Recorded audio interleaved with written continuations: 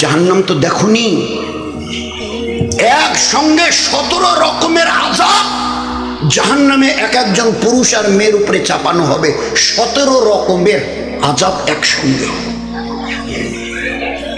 1000 বছর ধরে জাহান্নামের আগুনের জ্বলন, সাপের কামড়, ফেরেশতাদের লাঠির পেটাই, চিৎকার করতে করতে এ আল্লাহ এ আল্লাহ এ আল্লাহ, মরে গেলাম, আর বরদাস্ত হচ্ছে না, হয় এখান থেকে বাঁচাও, হয় বাঁচাও, আর নয়তো মেরে শেষ করে দাও, এই আযাব আর সহ্য করতে পারছি না। 1000 বছর ধরে ওই পুরুষটা জাহান্নামে, ওই মেয়ে ছেলেটি জাহান্নামে চিৎকার করবে, আল্লাহ কলিজা ফেটে যাচ্ছে, খিদায় পিপাসায় আর বরদাস্ত হচ্ছে না।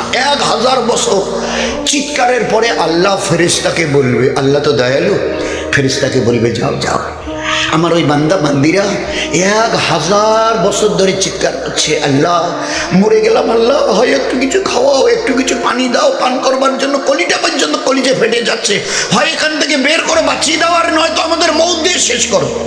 দোকান থেকে তো বের হবার কোনো রাস্তাও নেই, আর মৌতে তো মৌত করিয়ে দিয়েছে, আর মরারও কোনো ব্যবস্থা নেই ওখানে। তো চিল্লাবার পরে আল্লাহ হুকুম দেবে, যাও এদেরকে একটু খানার পানি দাও। ফেরেশতারা বলবে, আল্লাহ কি খানা দেবো? বলে জক্কুম, জক্কুম খাবার জন্যে। আর পানি কি দেবো?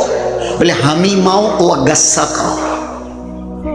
জক্কুম বলা হয় একটা কাঁটাদার গাছ, আমরা এখন তো খুব একটা চোখে দেখা যায় না, ওই ময়নার গাছ রাস্তার ধারে হতো, আর এইরকম লম্বা লম্বা কাটা, আর একটা ঠিস ঠিস ঠিস ঠিস করে কাটা হতো, একেবারে চতুর্দিকে কাটা, ওই রকম কাটা যুক্ত গাছ জক্কুম তার নাম হবে, তাকে নিয়ে গিয়ে খাওয়ানো হবে।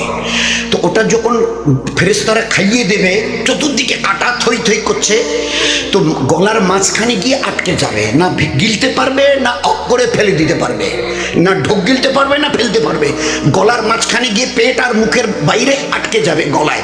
আচ্ছা, এই যে কাটাগুলো চতুর্দিকে গলার কণ্ঠনালীতে আটকে গেল, বিষগুলো, এর কাটাগুলোর বিষ আছে? কোন বিষ আছে?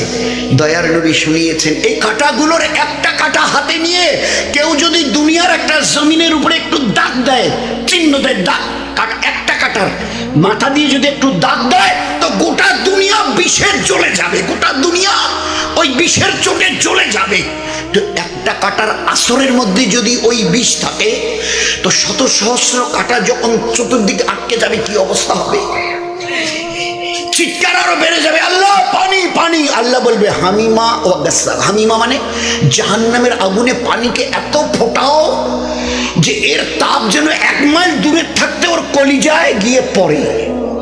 1 মাইল দূরে ফেরেশতারা বর্তনে নিয়ে আসবে গামলায় গরম পানি, 1 মাইল, নবীজি বলছেন 1 মাইল দূরের থেকে ওই গরম পানির তাপ তার কলিজায় লাগবে, তাপ, কলিজা সিদ্ধ হওয়ার মতো অবস্থা।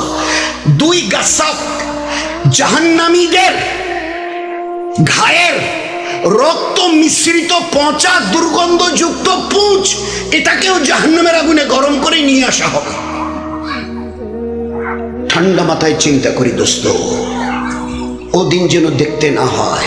সবার জবানি যাবে, বুড়াপা যাবে, এই 2, 3, 4 তলার ওই উপরে ডানলপের গদি থেকে নামিয়ে ওই বাঁশঝাড়ে পুঁতে দেয়া হবে।